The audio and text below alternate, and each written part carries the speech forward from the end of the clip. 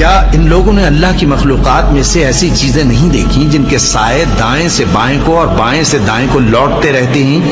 یعنی اللہ کے آگے عاجزی سے سجدے کی حالت میں رہتے ہیں؟ اور تمام جاندار جو آسمانوں میں ہیں اور جو زمین میں ہیں سب اللہ کے آگے سجدہ کرتے ہیں، اور فرشتے بھی، اور وہ ذرا غرور نہیں کرتے، اور اپنے پروردگار سے جو ان کے اوپر ہے ڈرتے ہیں، اور جو ان کو ارشاد ہوتا ہے اس پر عمل کرتے ہیں۔